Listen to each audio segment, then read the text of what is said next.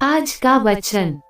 पहला पाठ प्रकाशना ग्रंथ अध्याय 18 पद संख्या 1 से 2, 21 से 23 और अध्याय 19 पद संख्या 1 से 3 और 9।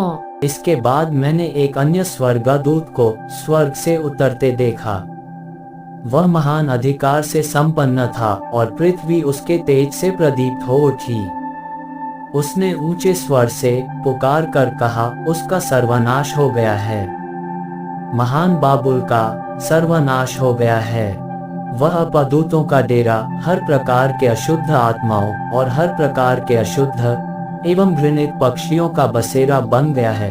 तब एक बलवान स्वर्गदूत ने चक्की के बड़े पाट जैसा एक पत्थर उठाया और यह कहते हुए समुद्र में फेंका, महानगर बाबुल इसी वेग से गिरा दिया जाएगा और उसका फिर कभी पता नहीं चलेगा।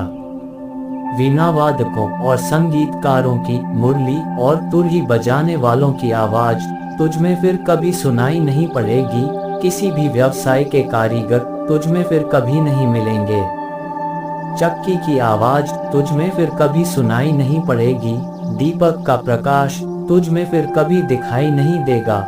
वर और वधू का स्वर तुझ में फिर कभी सुनाई नहीं पड़ेगा, क्योंकि तेरे व्यापारी पृथ्वी के अधिपति थे और तूने अपने जादू द्वारा सभी राष्ट्रों को बहकाया।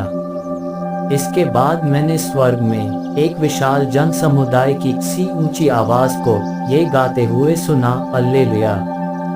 हमारे ईश्वर को विजय, महिमा और सामर्थ्य, क्योंकि उसके निर्णय सच्चे और न्याय संगत हैं।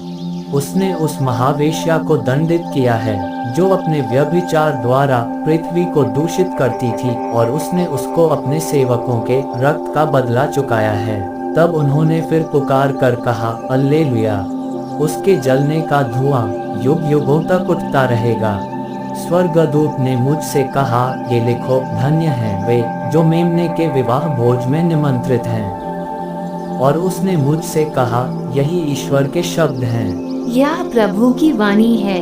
सुसमाचार संत लूकस अध्याय 21 पद संख्या 20 से 28। जब तुम लोग देखोगे कि यरूशलेम सेनाओं से घिर रहा है, तो जान लो कि उसका सर्वनाश निकट है। उस समय जो लोग यहूदिया में हों वे पहाड़ों पर भाग जाएं, जो यरूशलेम में हों वे बाहर निकल जाएं, और जो देहात में हों वे नगर में न जाएं, क्योंकि वे दंड के दिन होंगे जब जो कुछ लिखा है वह पूरा हो जाएगा। उनके लिए शोक जो उन दिनों गर्भवती या दूध पिलाती होंगी, क्योंकि देश में घोर संकट और इस प्रजा पर प्रकोप आ पड़ेगा। लोग तलवार की धार से मृत्यु के घाट उतारे जाएंगे। उनको बंदी बनाकर सब राष्ट्रों में ले जाया जाएगा, और यरूशलेम गैर यहूदी राष्ट्रों द्वारा तब तक रौंदा जाएगा जब तक उन राष्ट्रों का समय पूरा न हो जाए। सूर्य, चंद्रमा और तारों में चिन्ह प्रकट होंगे। समुद्र के गर्जन और बाढ़ से व्याकुल होकर पृथ्वी के राष्ट्र व्यथित हो उठेंगे। लोग विश्व पर आने वाले संकट की आशंका से आतंकित होकर निष्प्राण हो जाएंगे, क्योंकि आकाश की शक्तियां विचलित हो जाएंगी।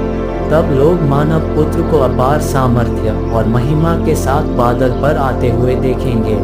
जब ये बातें होने लगेंगी तो उठकर खड़े हो जाओ और सिर ऊपर उठाओ, क्योंकि तुम्हारी मुक्ति निकट है। यह प्रभु का पवित्र सुसमाचार है। आमीन। आज का चिंतन। प्रभु कहते हैं कि वे दंड के दिन पूरे होंगे जब जो कुछ लिखा है पूरा हो जाएगा।